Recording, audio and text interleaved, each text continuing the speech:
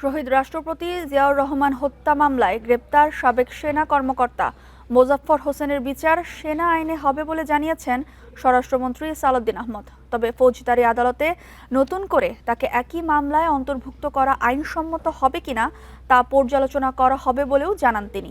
সোমবার বিজিবির সদর দপ্তর পরিদর্শন শেষে তিনি এসব কথা বলেন।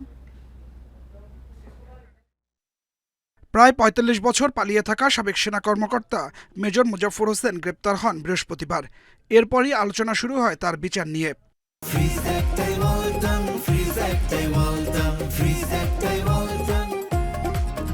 সোমবার স্বরাষ্ট্রমন্ত্রী জানান, জিয়া হত্যা মামলার অন্য আসামিদের বিচার সামরিক আদালতে হয়েছে এবং তাদেরকে জেনারেল কোর্ট মার্শালের মাধ্যমে সাজা দেওয়া হয়েছে।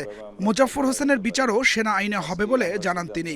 শহীদ রাষ্ট্রপতি জিয়াউর রহমানের হত্যা মামলায় কনভিক্টেড হয়েছে বা এক্সিকিউটেড হয়েছে, সেই রায় অনুসারে তার মধ্যে তার বিষয়ে কোনো ফাইন্ডিংস আসে কিনা সেটা সেই জেনারেল কোর্ট মার্শাল দেখবে সেই আইনে।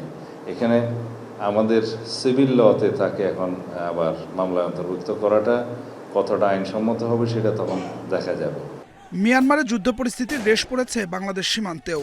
মিয়ানমারের বাহিনীগুলোর পুঁতে রাখা মাইন বিস্ফোরণে হতাহত হচ্ছে বাংলাদেশিরা। পরিস্থিতি সামলাতে তাই বিজিবিকে মাইন ডিটেক্টর দেওয়া হয়েছে বলে জানান স্বরাষ্ট্রমন্ত্রী। ল্যান্ডমাইন ডিটেকশনের জন্য আমরা কিছু যন্ত্রপাতি মাইন খুঁজে বের করার জন্য, মাইন ডিটেকশনের জন্য যে যন্ত্রপাতি এগুলো আমরা সংগ্রহ করি, ইতিমধ্যে বিজিবির কাছে আমরা দিয়েছি। বিজিবির সদস্যরা সেটা কাজ করছে যাতে মাইন দুর্ঘটনা না হয়। ভারতের সাথে সীমান্তে পুশ ইন ঠেকানোর জন্য বিজিবিকে ধন্যবাদ জানান স্বরাষ্ট্রমন্ত্রী। বলেন, সংকট সমাধানে শুধু পশ্চিমবঙ্গ সরকার নয়, ভারতের কেন্দ্রীয় সরকারের সাথেও আলোচনা করবে বাংলাদেশ। Adilur Rahman, independent news, Dhaka.